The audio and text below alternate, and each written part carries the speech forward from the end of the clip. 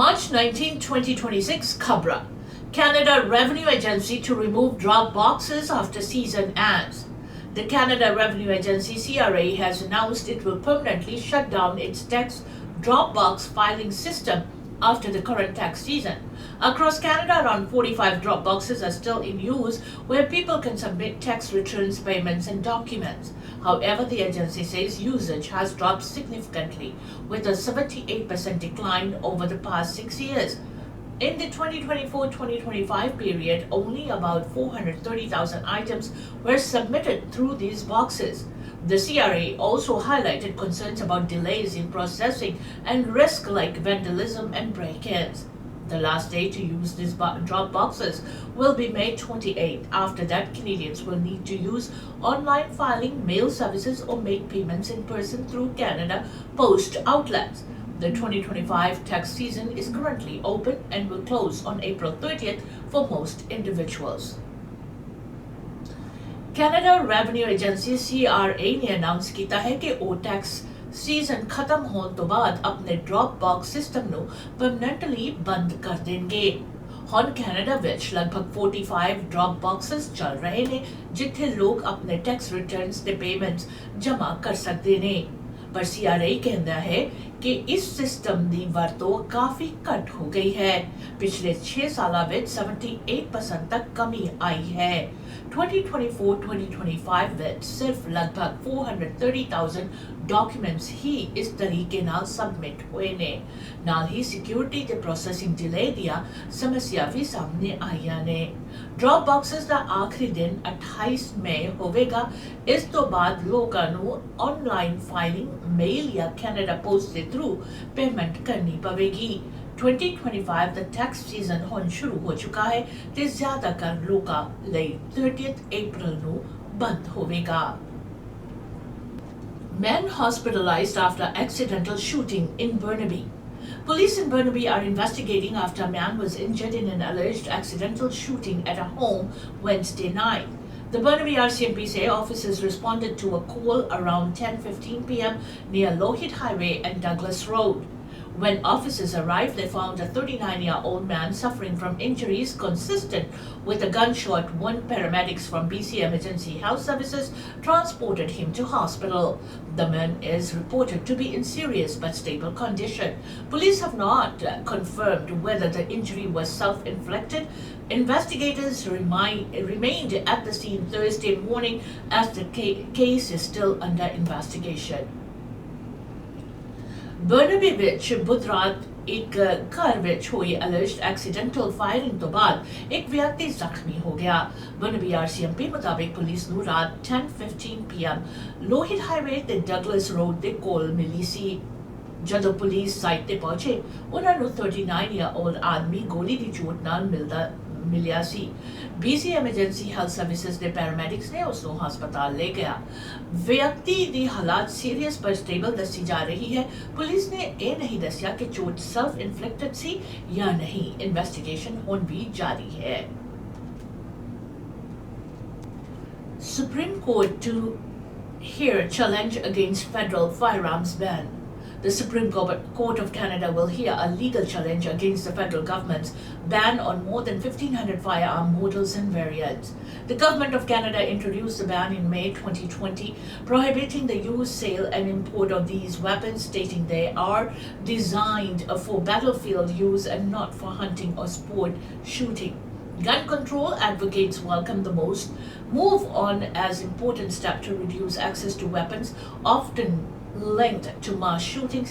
However, opponents including advocacy groups, firearm owners, hunters, and businesses challenged the ban in court. The federal court dismissed the initial challenge in October of 2023, and the Federal Court of Appeal upheld that decision in April of 2025, calling the earlier ruling true and persuasive. Now the Supreme Court will review the case, making it a significant legal battle over gun control laws in Canada. Supreme Court of Canada on federal firearms ban ਦੇ ਖਿਲਾਫ challenge ਦੀ ਸੁਣਵਾਈ ਕਰੇਗੀ ਜੋ 1500 ਤੋਂ ਜ਼ਿਆਦਾ firearm models ਦੇ variants ਨੂੰ cover ਕਰਦਾ ਹੈ। Government of Canada ਨੇ May 2020 ਵਿੱਚ ਇਹ ban ਲਾਗੂ ਕੀਤਾ ਸੀ।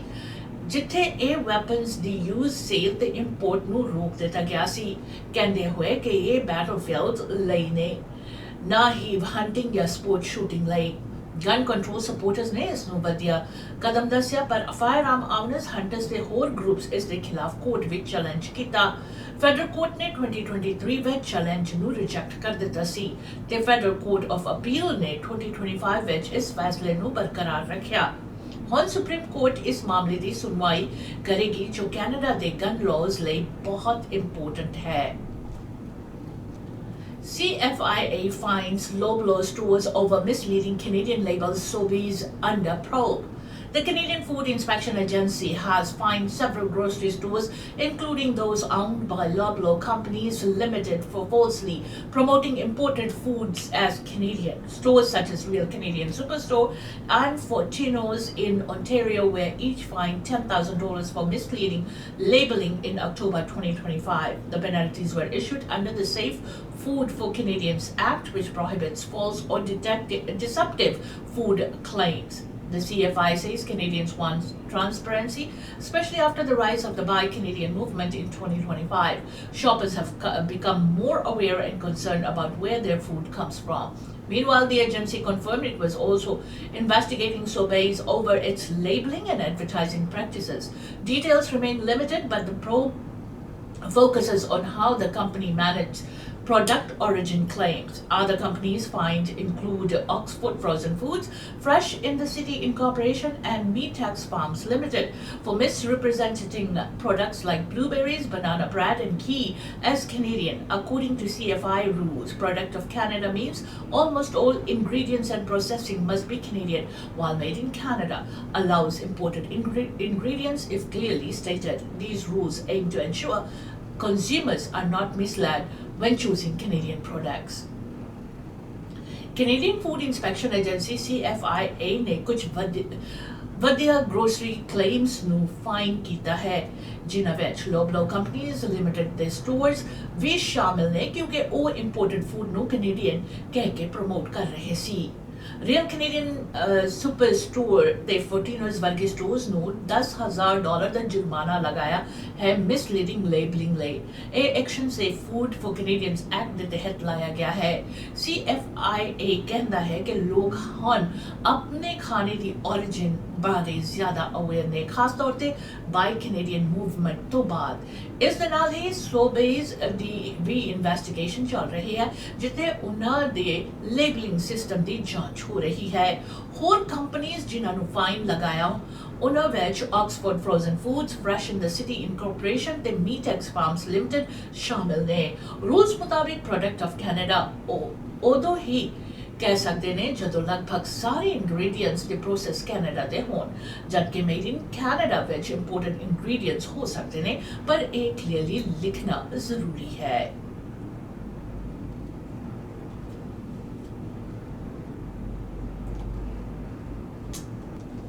Vancouver Airport named Best in North America for 2026. Vancouver International Airport YVR has been ranked the best airport in North America for 2026 by Skytrax. The airport also secured the 10th position globally in the World Airport Awards based on votes from over 13 million passengers. YVR improved by 3 spots compared to last year and has now been named the top airport in North America 15 times in the past 17 years. In 2025, YVR handled a record 26.9 million passengers, making it Canada's second busiest airport.